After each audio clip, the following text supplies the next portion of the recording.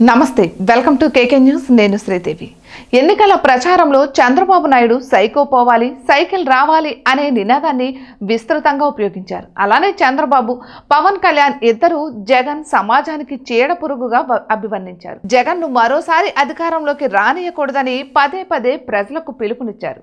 సరే, ఎన్నికలలో జగన్ పార్టీ ఘోర పరాజయాన్ని మూటగట్టుకుని అధికారానికి దూరమైంది.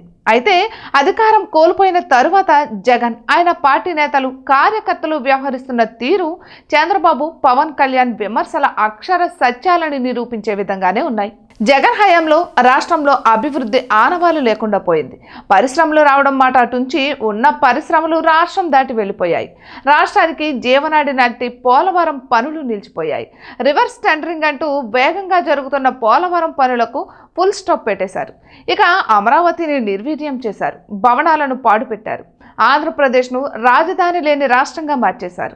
అయితే ఇప్పుడు రాష్ట్రంలో చంద్రబాబు నాయకత్వంలో తెలుగుదేశం కూటమి ప్రభుత్వం కొలువుదీరిన తరువాత అమరావతి పోలవరం పనులు పరుగులు పెడుతున్నాయి.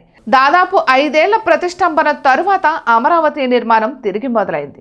అమరావతి కోసం ఆసియా అభివృద్ధి బోర్డు, ప్రపంచ బ్యాంక్ నిధులు విడుదల చేశాయి. దీంతో సిఆర్డీఏ అమరావతి పనుల కోసం టెండర్ల ప్రక్రియకు శ్రీకారం చుట్టింది.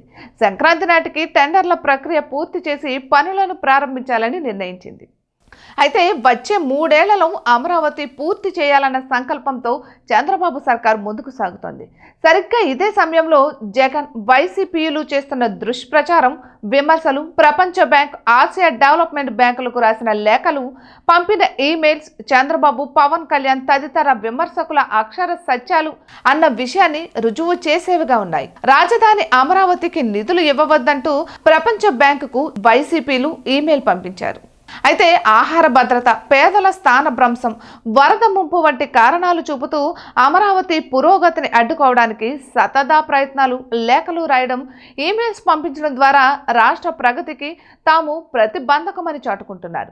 వైసీపీ ప్రతిపక్షంగా ఉన్న 2014-2019 మధ్యకాలంలో కూడా ఆ పార్టీ అధినేత వ్యవహార శైలి కూడా అలాగే ఉండేది. అమరావతి పురోగతిని అడ్డుకోవడమే లక్ష్యంగా అప్పుడు, ఆ తర్వాత అధికారంలో ఉన్న సమయంలోనూ, ఇప్పుడు అధికారం కోల్పోయిన తర్వాత కూడా ప్రయత్నిస్తున్నారు.